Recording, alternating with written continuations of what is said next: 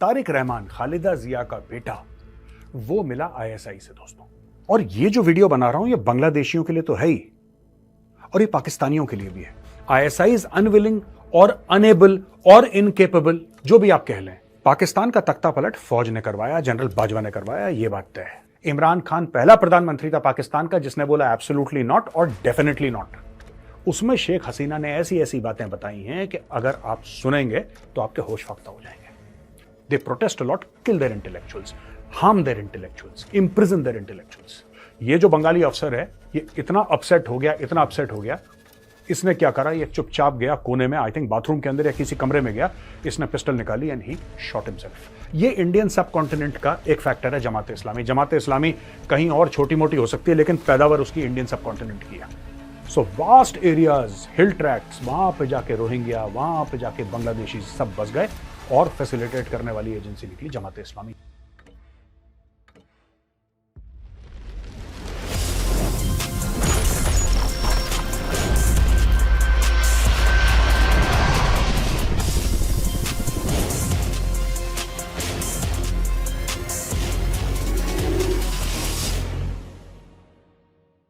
जय हिंद दोस्तों, मैं हूं मेजर गौरवारी और आप देख रहे हैं तो चाणक्य डायलॉग्स। इस वीडियो को लाइक करिए, हमारे चैनल को सब्सक्राइब करिए, बेल आइकन दबाना बिल्कुल मत भूलिएगा। तारिक रहमान, खालिदा जिया का बेटा, वो मिला आईएसआई से दोस्तों। वो मिला आईएसआई से और आईएसआई के साथ उसकी क्या बातें हुई, ये टोटल मैटर क्या है, आज मैं आपको ये समझाऊंगा। ये बिल्कुल परत जैसे निकलता चला जा रहा है और मुझे नहीं लगता कि ये बांग्लादेश का मैटर इतनी जल्दी सॉर्ट आउट होगा। इतनी जल्दी सॉर्ट आउट नहीं होने वाला दोस्तों, क्योंकि बहुत ज्यादा एक तो गंभीर मैटर है, एक तो मामला है जो हिंदुओं के खिलाफ हो रहा है, वो एक चीज है, वो भी बड़ी इंपॉर्टेंट है। लेकिन ये हुआ क्यों, इसके पीछे कारण क्या था, अमेरिका वगैरह सब हम सुन चुके हैं। आज मैं आपको बात बताऊंगा कि ये जो आईएसआई का एंगल है ना, ये आईएसआई का एंगल है क्या। दोस्तों, दुनिया के हर छोटे से लेकर बड़े इवेंट से आप और हम जैसे कॉमन लोगों पर इफेक्ट तो आता है, चाहे रिसेशन हो या एम्प्लॉयमेंट। और ये चीजें इतनी इफेक्ट करने वाली हैं सबको, क्योंकि more than 80% of Indians interested ही नहीं है खुद को मार्केट के साथ अपस्किल करने में। और यही रीजन है कि हम ना तो अपना फ्यूचर सिक्योर कर पा रहे हैं, ना कि अच्छी जॉब्स ले पा रहे हैं। ये सब आपके साथ ना हो, इसलिए मैंने इस वीडियो के पार्टनर के साथ एशिया की biggest online AI master class launch करवाई है, जो 7 PM को होगी, जिसका लिंक आपको डिस्क्रिप्शन में मिल जाएगा। वैसे यूजुअली ये मास्टर क्लास पेड होती है, बट मेरी सारी ऑडियंस के लिए कंप्लीटली फ्री है। इसका लिंक आपको डिस्क्रिप्शन में मिल जाएगा दोस्तों। इस मास्टर क्लास से unique job hunting strategy, salary hike, complex data को कैसे एक्सेल में सॉर्ट करें, personal branding and even business strategies आप सीख सकते हैं। ये सारी ऐसी स्किल्स हैं जो कि अगर आपको ना आए तो इजीली आपका करियर 5 से लेकर 8 साल पीछे चला जा सकता है और आपकी मार्केट वैल्यू भी गिर सकती है। ये मास्टर क्लास सबके लिए है, चाहे टेक से हो चाहे नॉन टेक से, sales, marketing, HR, operations, freelancer या फिर एंटरप्रेन्योर। इस मास्टर क्लास की 7 PM वाले स्लॉट्स बहुत जल्दी फिनिश हो रहे हैं, so don't forget to register and learn दो स्किल्स जो आपको और आपके फैमिली को ऐसे टफ कंपटीशन में भी सिक्योर रखें। इस क्लास का लिंक डिस्क्रिप्शन में है। दोस्तों, वापस चलते हैं कि हुआ क्या आखिर। देखिए, बात यह है कि आईएसआई की थ्योरी भारतीय मीडिया में बड़ी चल रही है कि आईएसआई रिस्पॉन्सिबल था, राइट। आईएसआई ने तख्ता पलट करवा दिया। देखिए साहब, 2-3 चीजें हैं, और ये जो वीडियो बना रहा हूं ये बांग्लादेशियों के लिए तो है ही, और ये पाकिस्तानियों के लिए भी है। और अगर मेरे पॉइंट्स वैलिड हों, मैं चाहूंगा आप ये नीचे कमेंट्स में लिखो कि मेजर साहब या तो आपके पॉइंट्स वैलिड हैं या बिल्कुल इनवैलिड हैं, बेकार के आपके पॉइंट्स हैं। ठीक है, अब मैं आपको समझाता हूं दोस्तों, जो इंडियन मीडिया वाले ये कह रहे हैं कि इसमें आईएसआई की भरपूर साजिश है, हो सकता है, लेकिन यार ये कैसा आईएसआई है जो खुद पे हमले रोक नहीं पाता। अभी 48 घंटे पहले कबायली एरिया में इतना घमासान हुआ है, वहां पे बॉर्डर की, लोग कहते हैं कि बॉर्डर की पोस्ट ऑक्यूपाई कर ली पाकिस्तान आर्मी, पोस्ट ऑक्यूपाई कर ली, राइट। वहां पे ये कहा जाता है कि लोगों ने सरेंडर कर दिया पाकिस्तान आर्मी ने, ये कह रहे हैं कि उनको उठा के ले गए तालिबान। जो आईएसआई बगल के अफगानिस्तान में कुछ नहीं कर पा रही, वो हजारों किलोमीटर दूर जाके बांग्लादेश में क्या करेगी, ये एक पॉइंट ऑफ व्यू है, राइट। ये कहना कि आईएसआई खुद अपने देश में तो कुछ कर नहीं पा रही। आईएसआई इज अनविलिंग और अनेबल और इनकेपेबल, जो भी आप कह लें, चाहे उसका मन नहीं है, चाहे उसकी मन। अब हम लोग ये कह रहे हैं कि साहब शेख हसीना की सरकार आईएसआई ने गिरा दी, और इमरान खान ने हर समय यही कहा था, डायरेक्टली ये नहीं बोला कि आईएसआई ने मेरी सरकार गिरा दी, उसने बोला आईएसआई फौज मिल गए अमेरिकन के साथ, और अमेरिकन, उसने वो नाम भी लिया था डोनाल्ड डू का, और उसने बोला था ये बंदा है और ये साइफर है, ठीक है, ये बंदा है, ये साइफर है, मेरी सरकार ऐसे गिरी, यही इमरान खान ने बोला। वही शेख हसीना बोल रही है। इन दोनों के डायलॉग बिल्कुल सेम है। इमरान खान शेख हसीना को पट्टी पढ़ा नहीं सकता क्योंकि इमरान खान जेल में है, ठीक है, और पट्टी पढ़ाएगा क्यों वो?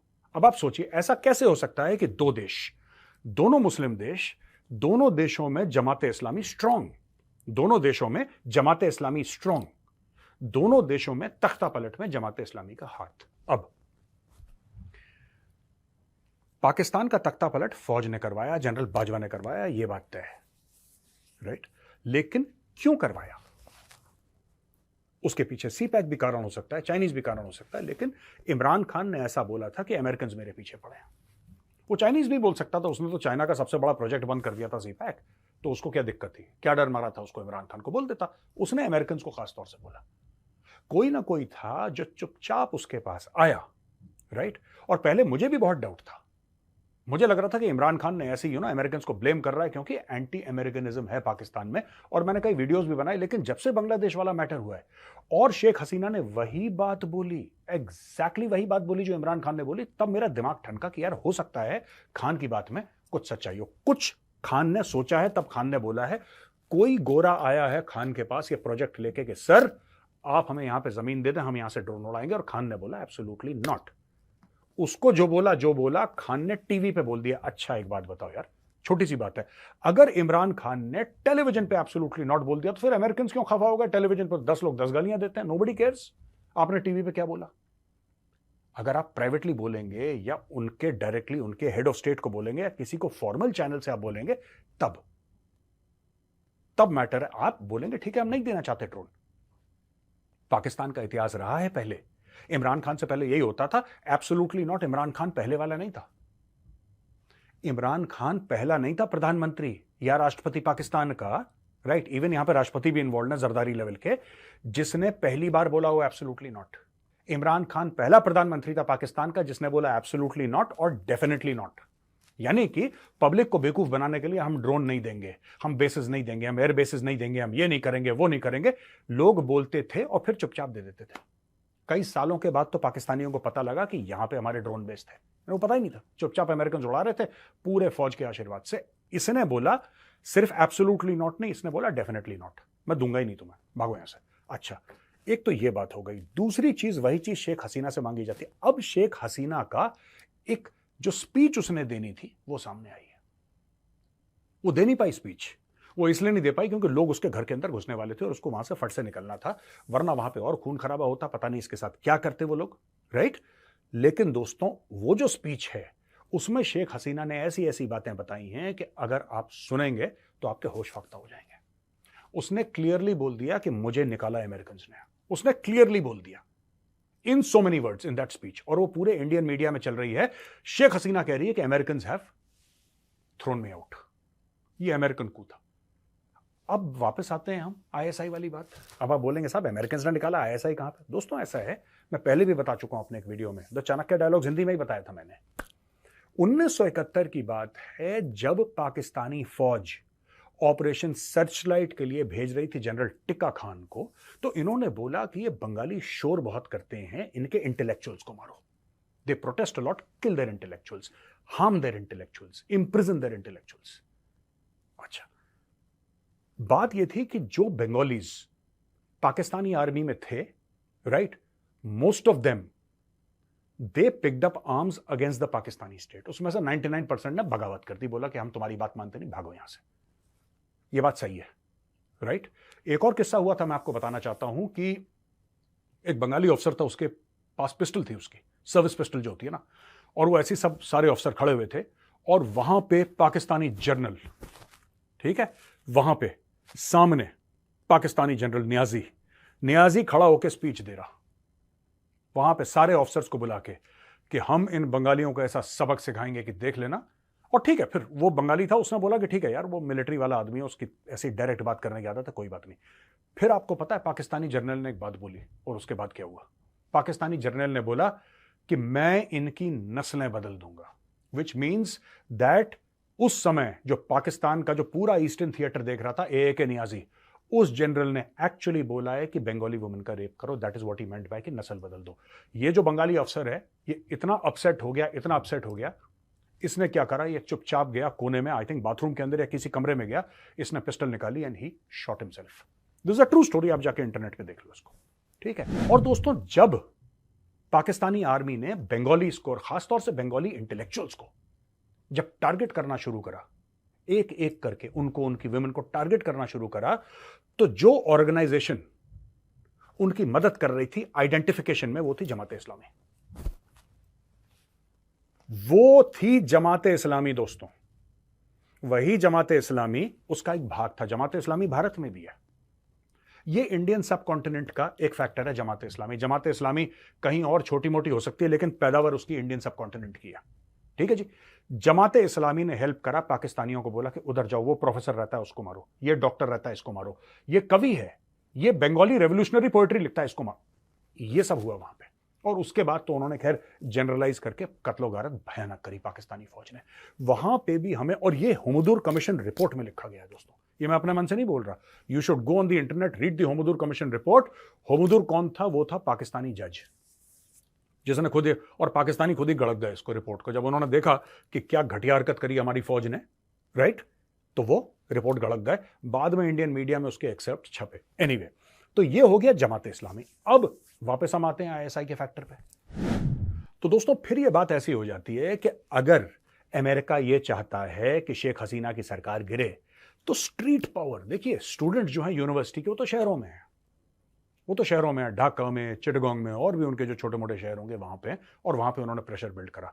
लेकिन सब लोगों को इकट्ठा करना, स्ट्रीट पावर जमात के पास है, हार्डकोर स्ट्रीट पावर। जो वायलेंस, ये जो आपको ज्यादातर लोग दिख रहे हैं जो उल्टी सीधी हरकतें कर रहे हैं, चोरी कर रहे हैं, मर्डर कर रहे हैं, ये जमात इस्लामी वाले हैं। इसमें से ज्यादातर जमात इस्लामी वाले हैं। जमात की हिस्ट्री रही है दोस्तों, आप इसका इतिहास चेक करिए, राइट्स में जमात एक्टिव होता है। ये Jamaat Islami, they are firmly, Bangladeshi Jamaat Islami की बात कर रहा हूं, they are firmly under control Pakistani ISI. और असम के अंदर जो इन्फिल्ट्रेशन होता है बांग्लादेश से, दैट इज, आपको पता है असम में आज की तारीख में अलकायदा एक्टिव है। There are al Qaeda modules inside Assam, हमारे असम में अलकायदा। ये कौन इनको फैसिलिटेट करता है? जमात इस्लामी। ये जमात इस्लामी घुसते हैं क्योंकि असम की एक खासियत है, पॉपुलेशन कम है असम की, एरिया बहुत बड़ा है। असम का जो क्षेत्रफल है दैट इज वेरी बिग, लेकिन पॉपुलेशन असम की कम है। सो वास्ट एरियाज, हिल ट्रैक्ट्स, वहां पे जाके रोहिंग्या, वहां पे जाके बांग्लादेशी सब बस गए, और फैसिलिटेट करने वाली एजेंसी निकली जमात इस्लामी। तो ये पूरा ट्रायंगल, ये भारत में भी कर रहे हैं, पाकिस्तान में भी कर रहे हैं, बांग्लादेश में भी कर रहे हैं। इन लोगों ने ट्रायंगल बनाया और इस प्रकार से इन्होंने वहां पे काम करा। आईएसआई ने पैसे लिए अमेरिकन से और बोला कि इसको डिस्टेबलाइज करते हैं। इंडियन मीडिया जो खबर दे रहा है, खबर तो सच दे रहा है, वो there is nothing wrong in the news that they are giving, but उनका जो एनालिसिस है कि आईएसआई ने करा, नहीं, करवाया अमेरिकन्स ने।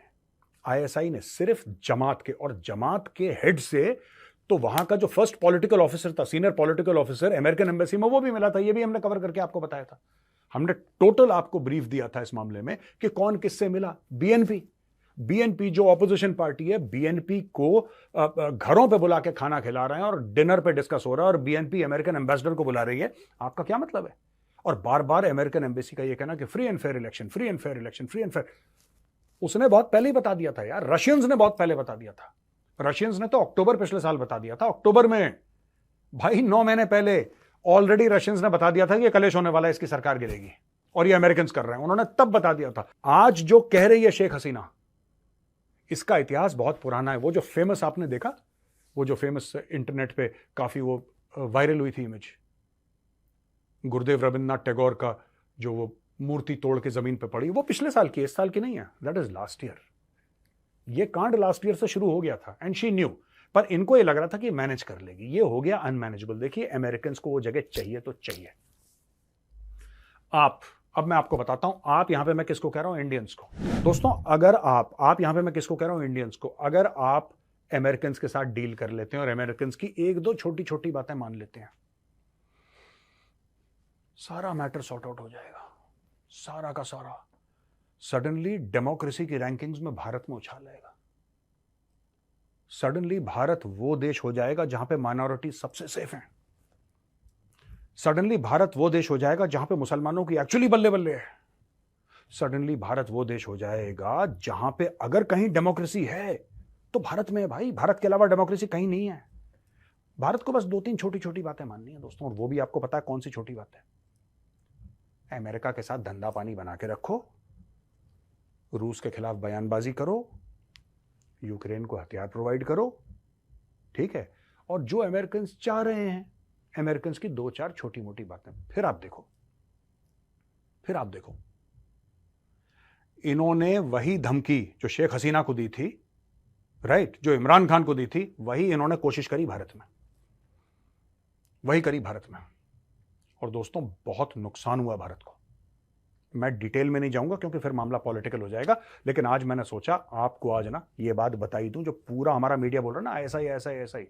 क्यों आईएसआई? आईएसआई में इतनी औकात नहीं है कि वो तख्ता पलट कर दे, पर हां आईएसआई के पुराने रिश्ते हैं जमात इस्लामी से, और जमात टू जमात टू जमात, यानी कि Bangladesh Jamaat Islami, Pakistan Jamaat Islami, Bharat Jamaat Islami, all these are connected. दोस्तों वीडियो खत्म करने से पहले आपको बताना चाहूंगा कि डिस्क्रिप्शन में लिंक है एआई क्लास वाला, जो कि फ्री में दी जा रही है आज शाम को 7 बजे।